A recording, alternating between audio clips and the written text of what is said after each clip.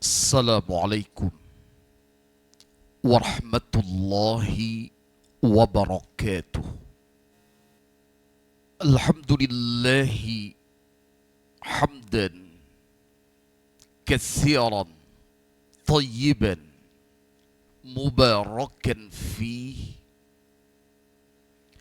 kama yuhibbu rabbuna wa yarda. Wa ashhadu an la ilaha illallah wahdah la syarika lah. Wa ashhadu anna Muhammadan abduhu wa rasuluh.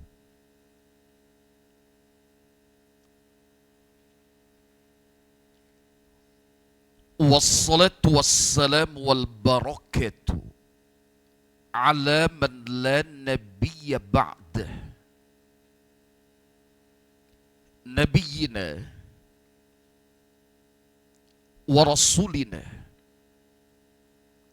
wa habibina Muhammad ibn Abdillah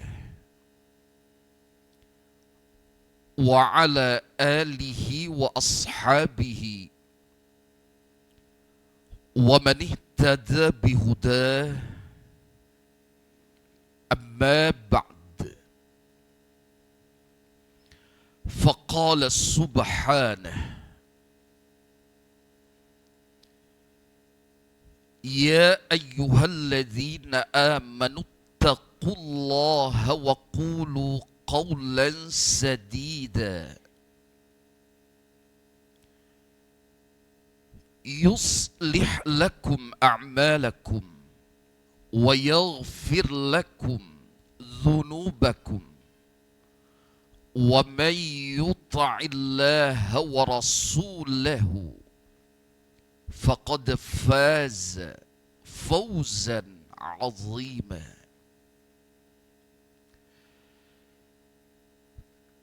Keluarga sekalian, rahimani Allah wa iyyakum jami'an.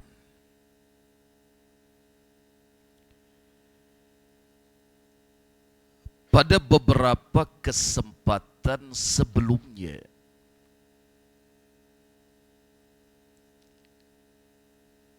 kita telah berusaha memetik beberapa faedah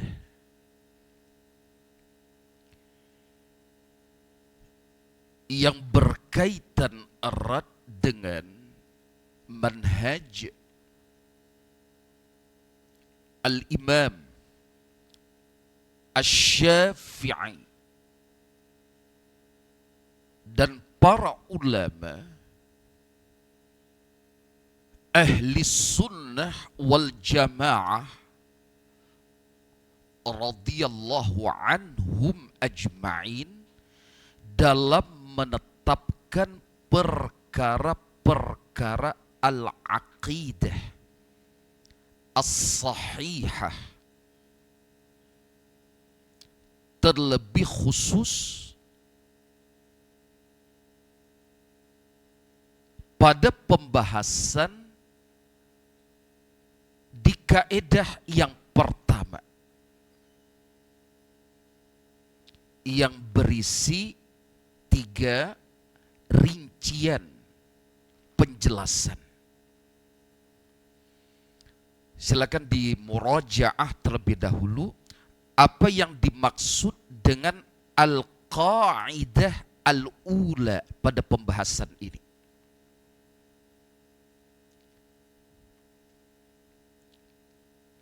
Al-akhdhu bi dhahiril kitabi was sunnati fi kulli qadiyatin min qadaya al-aqidati. Mas Gun, apa terjemahnya?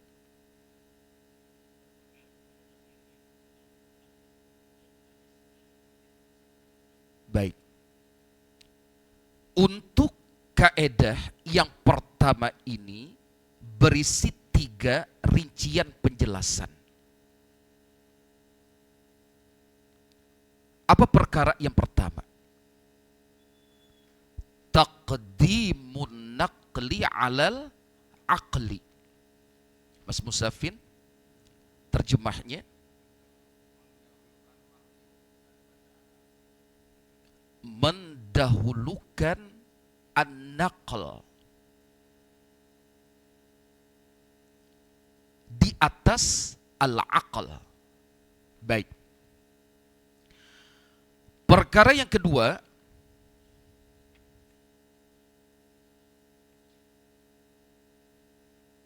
silakan. Siapa? Budi? Monggo. Mengimani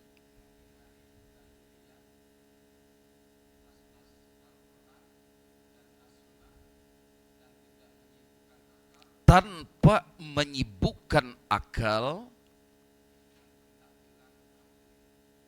dengan berbagai penakwilan yang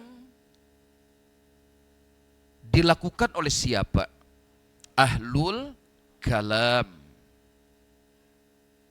Baik, akan kita masuki pembahasan rincian yang ketiga insya Allah.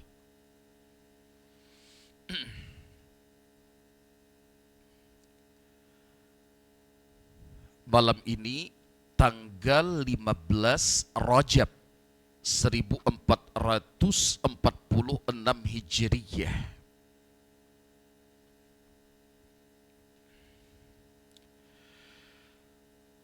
Qala al-muallifu rahimahullahu ta'ala wa nafa'ana Allahu bihi wa bi'ulumihi fid dharaini amin ya alim. Al-amru as-salisu, perkara yang ketiga.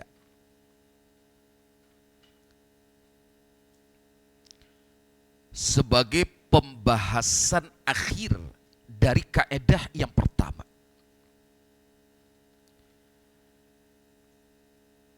Adamut tafriqi bainal kitabi was sunnati.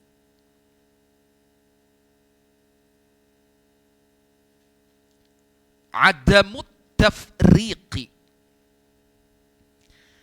tidak membeda-bedakan bainal kitabi was sunnati, antara al-kitab Al-Quran dan as-sunnah.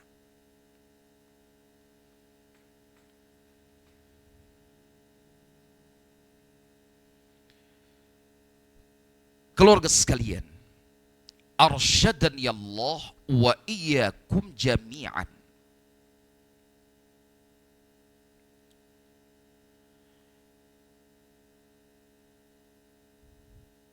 Di antara perkara-perkara terbesar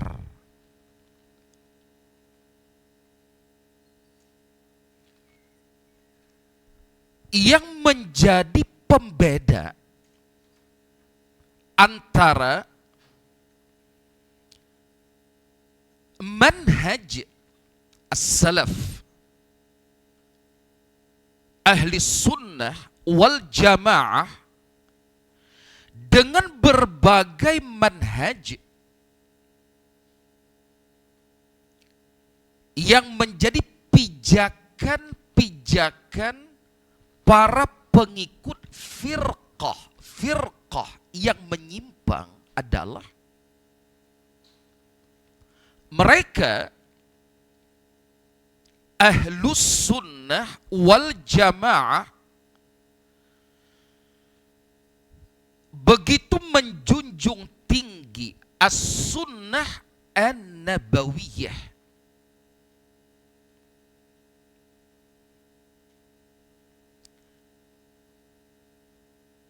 Dalam hal menetapkan hujjah, terlebih untuk perkara-perkara al-aqidah, al-islamiyah, as-salaf, dan para ulama ahlus sunnah wal jamaah tidak membeda-bedakan kehujahan Al-Quran dan As-Sunnah.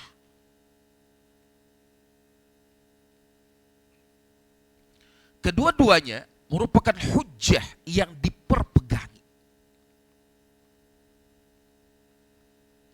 Di sini dinyatakan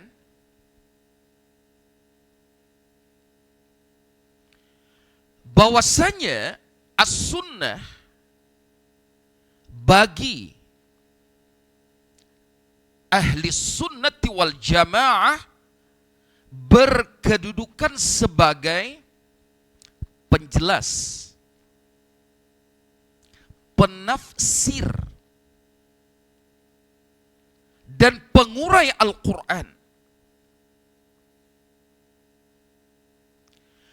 baik dalam perkara-perkara al-aqidah maupun pada berbagai perkara yang terkait dengan asy-syariah.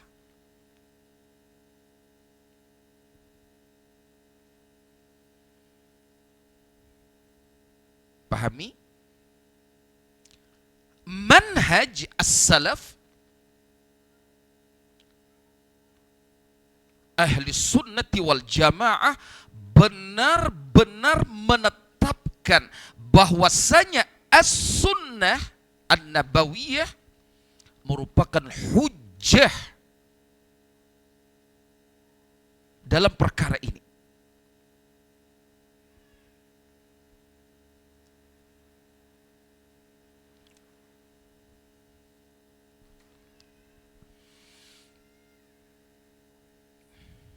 Keluarga sekalian, silakan dilihat pada bahagian bawah.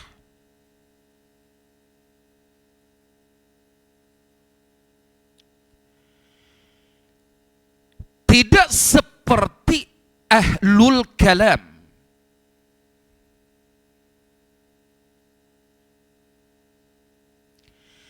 yang mengatakan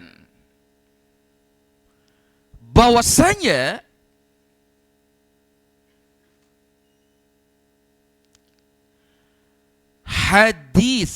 hadis Rasulullah sallallahu alaihi wasallam itu adalah khabar-khabar ahad. Maksudnya hadis-hadis selain yang berderajat mutawatir. Nanti akan ada pembahasan ini secara khusus pada kitab ini insya Allah. Mereka ahlul kalam menetapkan bahwasanya hadis yang menurut mereka tidak mencapai derajat mutawatir tidak bisa dijadikan sebagai hujjah dan dasar pijakan dalam hal ilmu dan keyakinan, dalam hal akidah.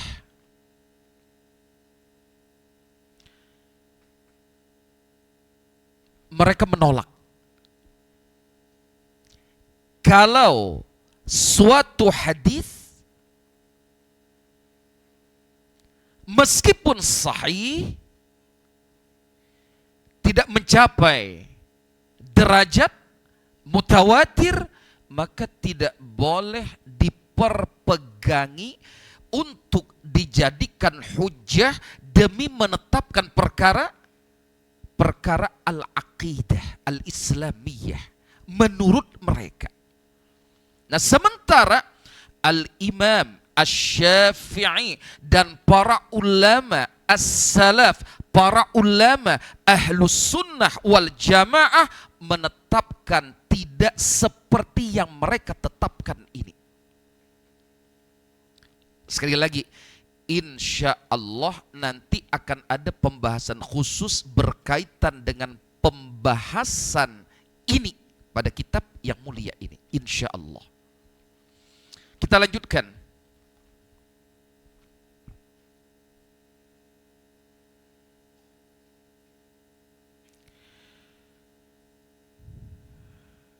Ahlus sunnah wal jamaah, keluarga sekalian, menyampaikan pembahasan khusus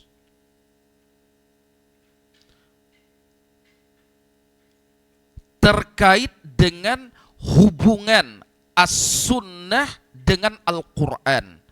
Silakan sambil dicatat faidah demi faidah yang akan kita bahas ini, insya Allah. Hubungan as-sunnah dengan Al-Quran. Hubungan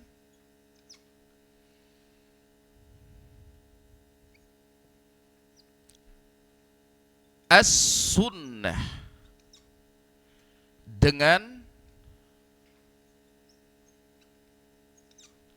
Al-Quran.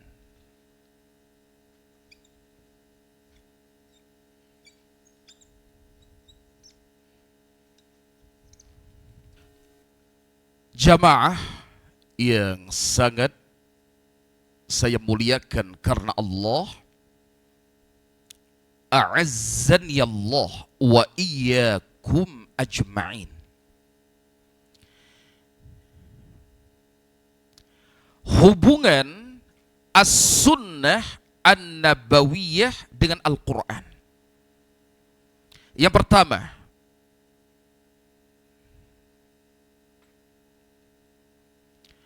as-sunnah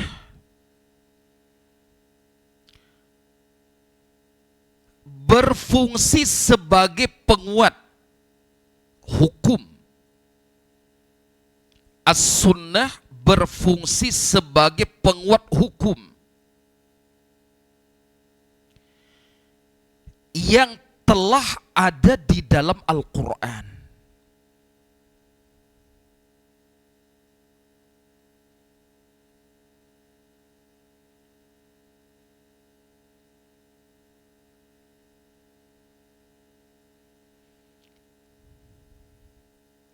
Berfungsi sebagai apa?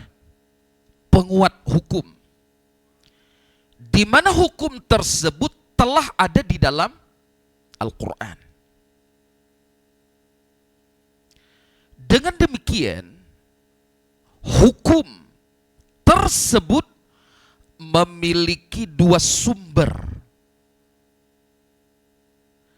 Dan terdapat pula dua dalil. Dalil yang pertama bersumber dari Al-Quran, dan dalil yang kedua bersumber dari hadis Rasulullah sallallahu alaihi wasallam.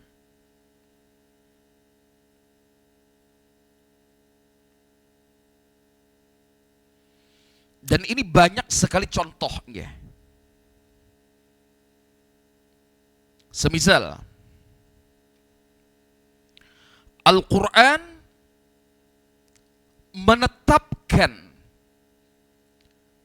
kefarduan yang paling utama untuk ditunaikan oleh segenap jin dan manusia, yaitu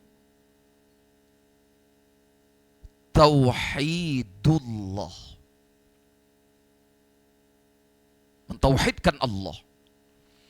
Dan hukum wajibnya kita bersama untuk mentauhidkan Allah ini pun ditetapkan oleh al-ahadits an-nabawiyah. Betul tidak? Maka di sini as-sunnah sebagai penguat hukum yang telah ditetapkan di dalam Al-Quran. Apa contoh lain? Al-Quran menetapkan kefarduan tertinggi di sesama kita, yaitu birrul walidaini, berbakti kepada kedua orang tua. Pertanyaannya, Apakah hukum fardu ain berbakti kepada kedua orang tua, terlebih khusus ibu kita, ditetapkan oleh as-sunnah? Ditetapkan sebagai apa fungsinya? Penguat hukum yang telah ditetapkan di dalam Al-Quran. Bisa dipahami? Baik. Ini yang pertama, hubungan as-sunnah dengan Al-Quran.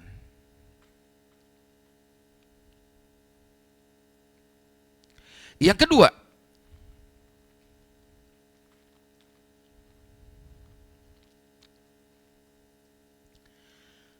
terkadang as-sunnah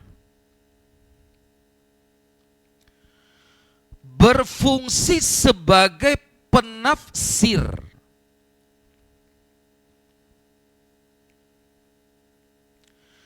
Terkadang as-sunnah berfungsi sebagai penafsir.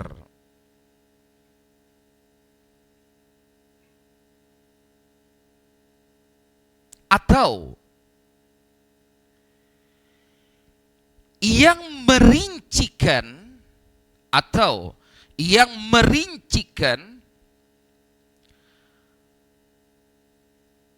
perkara-perkara yang disebut secara mujmal, atau merincikan perkara-perkara yang disebut secara mujmal.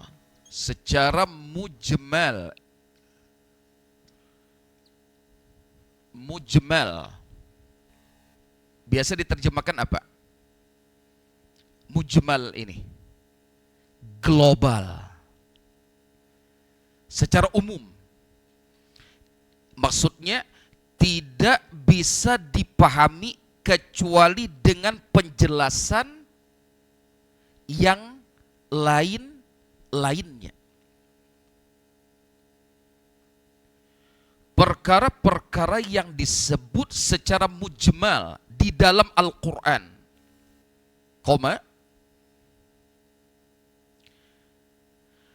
atau memberikan taqyid, atau memberikan taqyid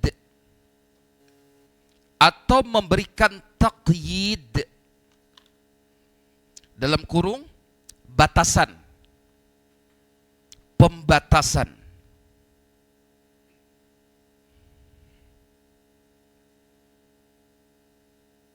Apa yang memberikan taqyid di sini? As-sunnah membatasi yang dibahas di dalam Al-Quran. Jelaskan batasannya. Atau memberikan takhsis,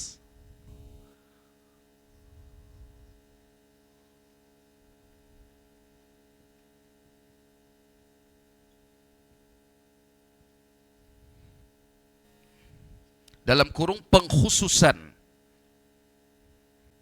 Kita ulangi, terkadang as-sunnah berfungsi sebagai penafsir atau yang merincikan perkara-perkara yang disebut secara mujmal. Apa terjemah sederhananya tadi? Baik. Yang terdapat di dalam Al-Quran, atau memberikan taqyid, batasan, atau memberikan takhsis, terjemahnya pengkhususan, pada ayat-ayat Al-Quran, yang mutlak dan am, pada ayat-ayat Al-Quran yang mutlak dan am.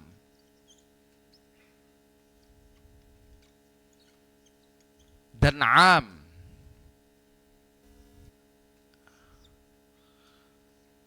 Ya.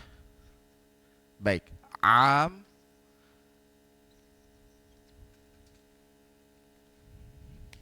Ainnya panjang. Am. Umum maksudnya. Yang merincikan perkara-perkara yang disebutkan secara mujmal di dalam Al-Quran adalah As-Sunnah. Nah, terkadang seperti itu kedudukan As-Sunnah di hadapan Al-Quran. Nah, terkadang ia memberikan taqyid, batasan untuk sesuatu yang mutlak disampaikan di dalam Al-Quran. Terkadang As-Sunnah memberikan taksis, pengkhususan untuk perkara-perkara yang disebutkan secara umum di dalam Al-Quran.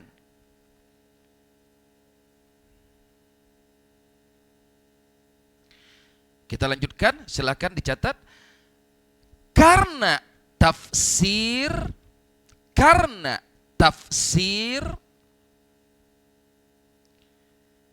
taqyid, apa taqyid tadi?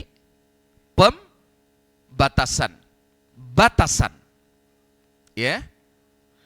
Dan takhsis, apa takhsis tadi? Pengkhususan.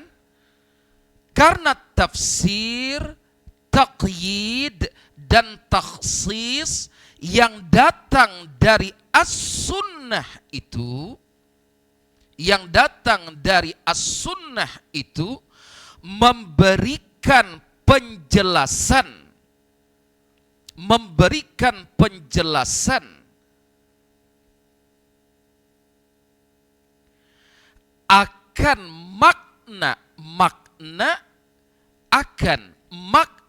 makna yang dimaksud di dalam Al-Quran.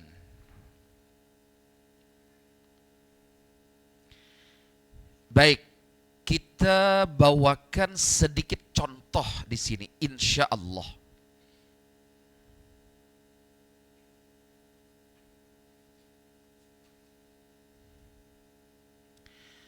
Coba sekarang buka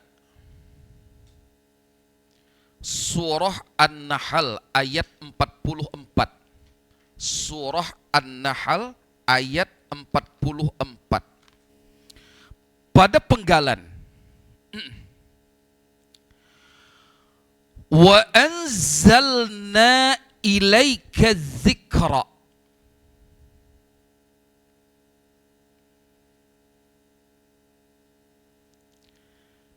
Dan kami telah menurunkan az-zikra, Al-Quran, ilaika, kepada engkau, hai Muhammad sallallahu alaihi wasallam.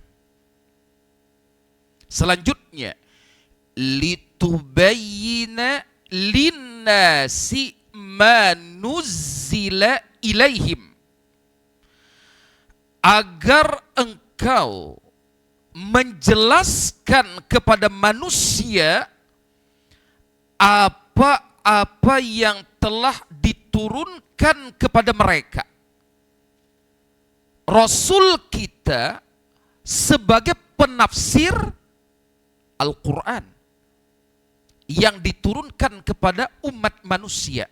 Rasul kita sebagai penafsir Al-Quran. Allah nyatakan, litubayyina linnasi ma nuzzila ilaihim, agar engkau ya Muhammad sallallahu alaihi wasallam menjelaskan kepada umat manusia apa-apa yang telah diturunkan kepada mereka, wala'allahum yatafakkaruna, dan agar mereka senantiasa memikirkannya. Siapa yang Allah Ta'ala nyatakan sebagai penafsir Al-Quran di sini? Rasulullah sallallahu alaihi wasallam. Betul tidak? Baik, mohon maaf sudah Isya? Belum. Baik, kita lanjutkan.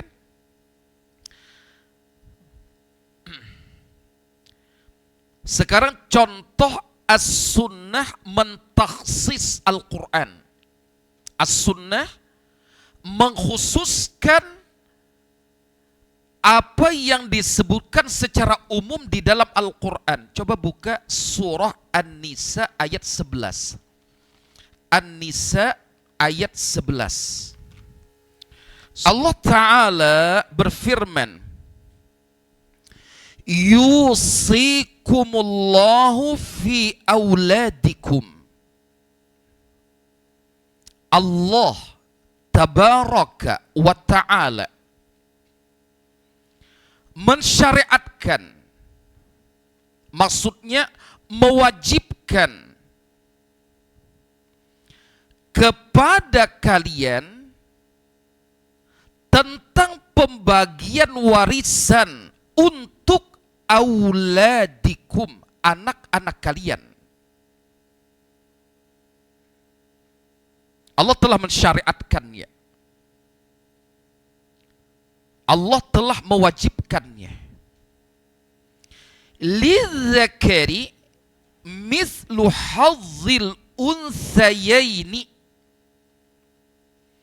yaitu bagian seorang anak laki-laki sama dengan bagian dua orang anak perempuan. Baik, ayat ini ayat ke-11 surah An-Nisa. Ayat ini ditakhsis, dikhususkan oleh as-sunnah sebagai berikut. Mari kita perhatikan. Yang pertama, para nabi alaihimussalam tidak boleh mewariskan apa-apa untuk anak-anak mereka. Dan apa-apa yang mereka tinggalkan berstatus sebagai sedekah. Bisa dipahami? Baik. Yang kedua, tidak boleh orang tua yang kafir mewariskan kepada anak yang muslim. Boleh tidak? Tidak boleh. Padahal keumuman ayat tadi berlaku tidak? Keumuman ayat tadi, iya kan? Tapi ternyata as-sunnah mentakhsisnya, mengkhususkannya. Tidak boleh orang tua yang kafir mewariskan hartanya kepada anaknya yang muslim. Atau sebaliknya, harta anak yang muslim, yang muslimah, ketika ia meninggal terlebih dahulu, maka orang tuanya yang kafir, yang kafirah mendapatkannya atau tidak? Baik, yang mengkhususkan tidak boleh orang tua yang kafir mewariskan hartanya untuk anaknya yang muslim, yang mengkhususkannya Al-Quran atau As-Sunnah? As-Sunnah. Padahal An-Nisa ayat 11 berbicara secara umum, ditaksis oleh As-Sunnah. Sudah? Yang ketiga, pembunuh tidak mendapatkan warisan apa-apa. Maaf, misalnya ada seorang anak yang ingin mendapatkan warisan dari ayahnya, karena ia ingin segera mendapatkannya, ia bunuh ayahnya. Apakah anak ini mendapatkan warisan dari ayahnya yang telah ia bunuh? Jawabannya tidak. Ini as-sunnah yang mentakhsisnya, mengkhususkannya. tidak dapat bagian warisan. Anak yang membunuh orang tuanya dalam rangka untuk segera mendapatkan harta warisan. Yang mengkhususkan hukum ini adalah as-sunnah, al-hadith, an-nabawi. Bisa dipahami insyaallah? Baik. Insyaallah ba'da salat sunnah ba'diyah isya kita lanjutkan. Walhamdulillahi rabbil alamin. Alhamdulillahi wahdah.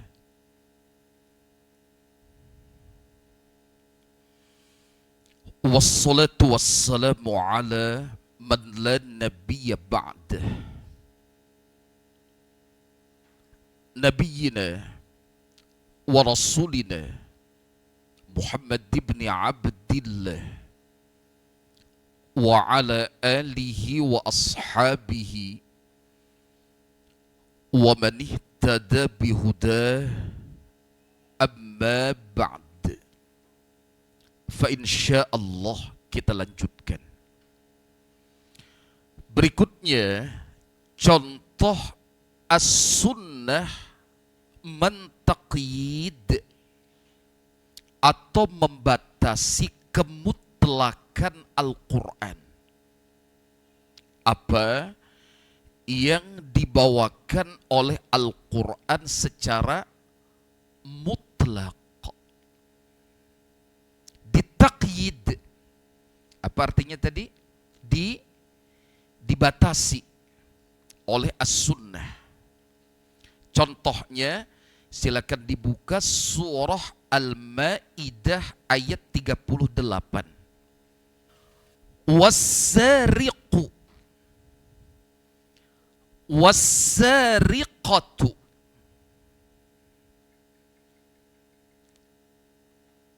Adapun seorang lelaki maupun seorang perempuan yang mencuri, yang melakukan tindak pencurian, faqta'u aydiyahuma, maka potonglah oleh kalian tangan keduanya. Faqta'u aydiyahuma.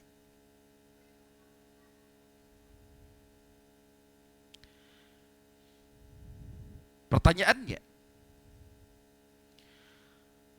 bagaimana cara mengamalkan ayat ini? Bagaimana cara memotong tangan-tangan keduanya? Sampai batasan mana?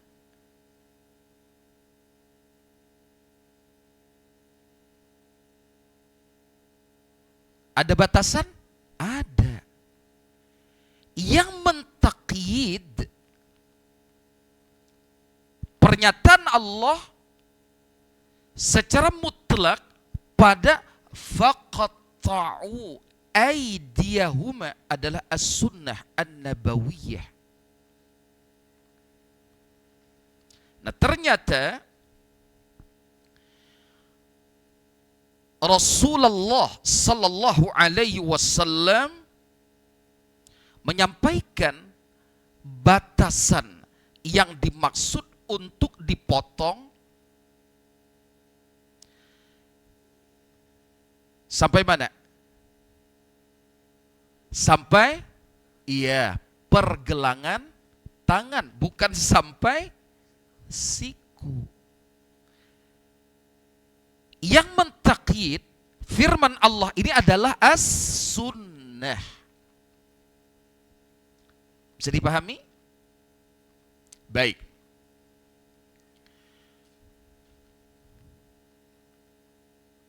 Keluarga sekalian,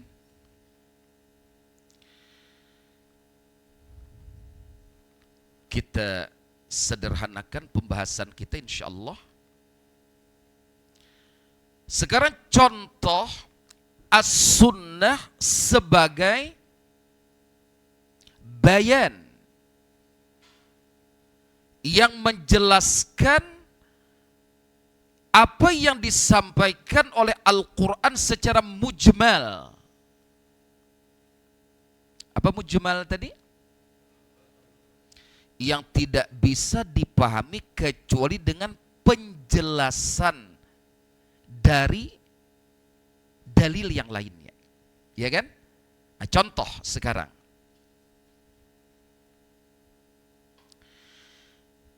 Ketika Al-Quran menyampaikan perintah dari Allah agar kita mendirikan salat, misalnya dengan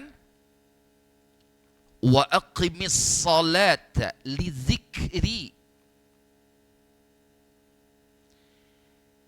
dirikanlah salat olehmu li dzikri, agar engkau mengingatku. Pertanyaannya, bagaimana cara mendirikan salat? Bagaimana cara mendirikan salat? Apakah Al-Quran menjelaskan secara terperinci? Yang menjadi bayan, yang menjelaskan terkait perintah Al-Quran agar kita mendirikan salat, yang merincikannya, yang menyampaikan penjelasannya adalah As-Sunnah. Ada kita dapati di dalam Al-Quran bagaimana tata cara duduk di antara dua sujud. Berapa kali sujud? Bagaimana syariat sujud sahwi? Dan seterusnya. Kesemuanya yang menjelaskan adalah As-Sunnah An-Nabawiyah. Semisal dengan sabda baginda Rasulullah sallallahu alaihi wasallam yang diriwayatkan oleh Al-Imam Al-Bukhari. Beliau alaihi salatu wassalam bersabda, "Sallu kama ra'aitumuni usalli." Salatlah kalian sebagaimana kalian melihat aku mendirikan salat. Siapa aku di sini? Baginda Rasul yang paling mulia Muhammad sallallahu alaihi wasallam. Nah, termasuk perintah untuk berhaji. Bagaimana detail manasik haji kita dapati di dalam As-Sunnah. Baik, kita lanjutkan. Sekarang yang ketiga. Terkadang As-Sunnah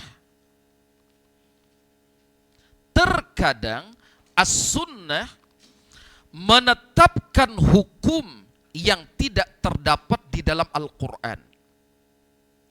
Terkadang As-Sunnah menetapkan hukum yang tidak terdapat di dalam Al-Quran.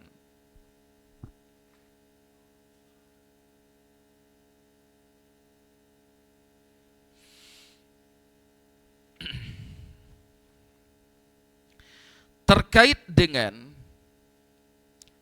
kedudukan As-Sunnah di hadapan Al-Quran pada poin ketiga ini, Al-Imam Asy-Syafi'i rahimahullahu ta'ala berkata, kata beliau, apa-apa yang telah disunnahkan oleh Rasulullah sallallahu alaihi wasallam yang tidak terdapat di dalam kitabillah Al-Quran, maka hal itu merupakan hukum Allah juga.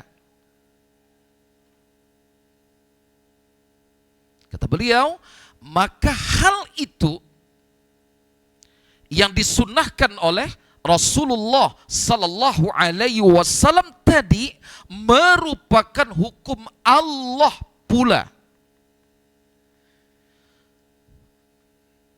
Sebagaimana Allah Ta'ala mengabarkan kepada kita di dalam firman-Nya, coba dilihat surah Asy-Syura ayat 52 sampai 53.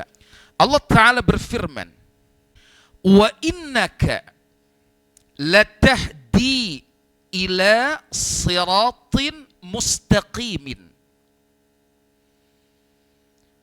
Dan sungguh engkau ya Muhammad sallallahu alaihi wasallam benar-benar membimbing umat manusia ila siratin mustaqimin, menuju jalan yang lurus.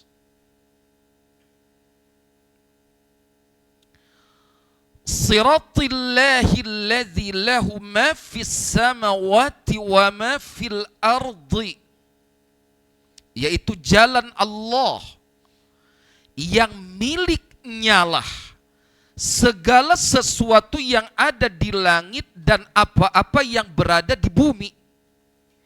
Ala ilallahi tasirul umuru. Ingatlah, segenap urusan hanya kembali kepada Allah.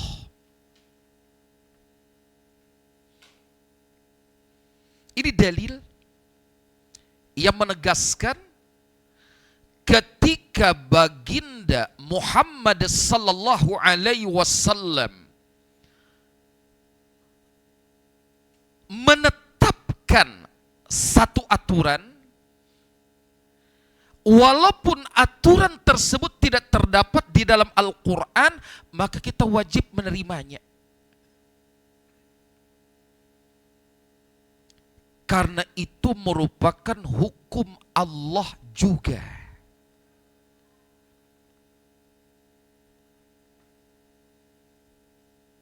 Kalau sekalian, misalnya, apakah di dalam Al-Quran ada larangan memakan daging hewan buas yang memiliki taring? Ada tidak di dalam Al-Quran? Tapi Rasul kita sallallahu alaihi wasallam menetapkannya. Apakah kita tolak? Wajib kita terima. Tidak kita bedakan antara hukum yang ditetapkan oleh Alkitab, Al-Quran, dengan hukum yang ditetapkan oleh As-Sunnah An-Nabawiyah. Ada tidak di dalam Al-Quran larangan laki-laki memakai emas dan sutra yang asli? Ada tidak di dalam Al-Quran? Tidak ada. Siapa yang melarang kita, kaum lelaki, menggunakan emas dan sutra yang benar-benar asli? Siapa yang melarangnya? Baginda Ar-Rasul sallallahu alaihi wasallam. Apakah kita menolaknya dengan berdalih, kan tidak ada larangan itu di dalam Al-Quran? Iya, tidak ada di dalam Al-Quran, tapi ada di dalam As-Sunnah An-Nabawiyah, dan itu wajib kita terima. Bisa dipahami? Baik, terkait dengan pembahasan kita, coba dilihat pada halaman 65. Al-Imam Ahmad, murid kesayangan Al-Imam Asy-Syafi'i rahimahumallahu ta'ala, beliau berkata mengenai hadis-hadis yang menetapkan sifat Allah. Kata Al-Imam Ahmad bin Hanbal, kita mengimani dan meyakininya tanpa menolak sedikit pun darinya. Catatan, jika isnadnya sahih, jika sanad hadis tersebut sahih. wajib kita mengimani dan meyakininya. Tidak boleh menolaknya. Kata beliau, kata siapa tadi? Al-Imam Ahmad bin Hanbal.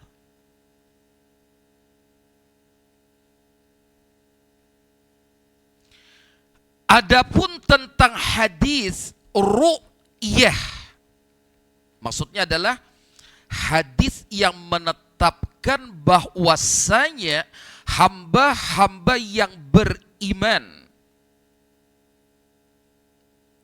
di dalam sorga nantinya akan diberi puncak kenikmatan sorgawi oleh ilahi berupa ru'yatullah, melihat Allah. Allah yang zatnya laisa kamitslihi syai'un. Allah lam yalid wa lam yulad wa lam yakun lahu kufuwan ahad. Nah, Al-Imam Ahmad rahimahullah menyatakan kita mengimani dan mengakui hadis-hadis yang sahih, termasuk hadis tentang kepastian hamba-hamba yang beriman, ahlul jannah, ahli sorga, akan diberi puncak kenikmatan sorgawi ini. Sahih tidak hadisnya? Sahih. Jangan ditolak.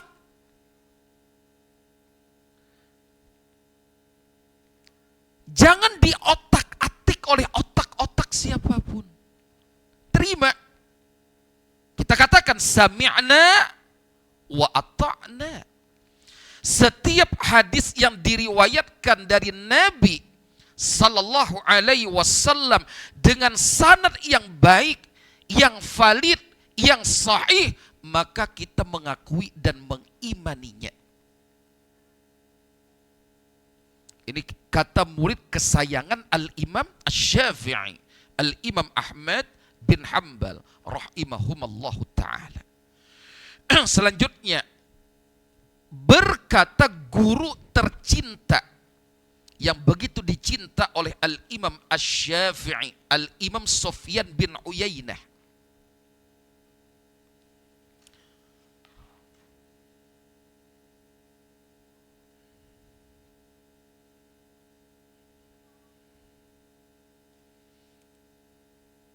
Kata beliau,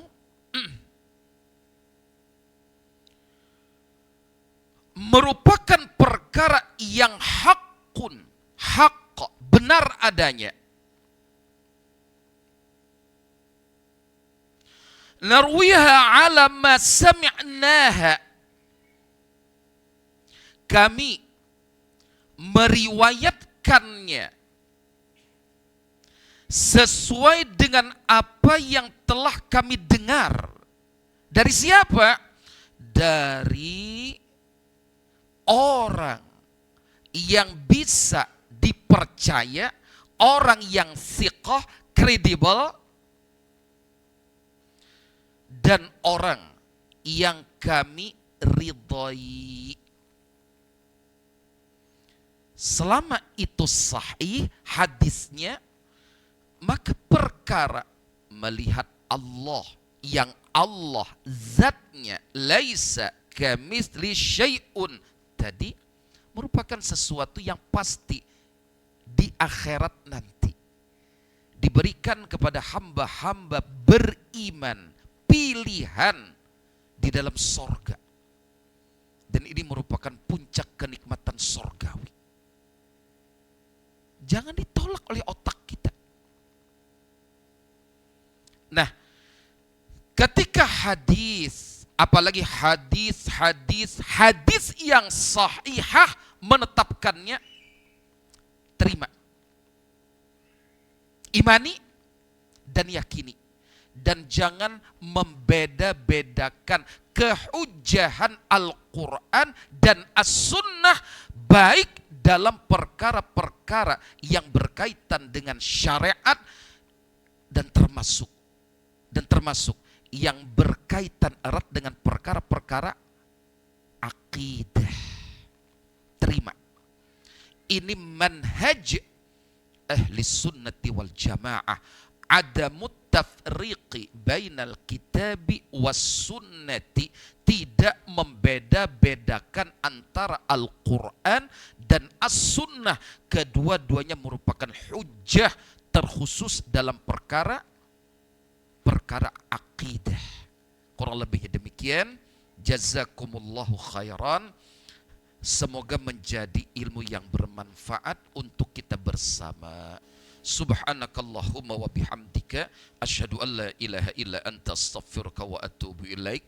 Semoga Allah Ta'ala senantiasa melimpahkan sehat dan afiat untuk kita bersama sebagai modal terindah untuk menghambakan diri kepada Allah Rabbil Izzah wal Jalalah.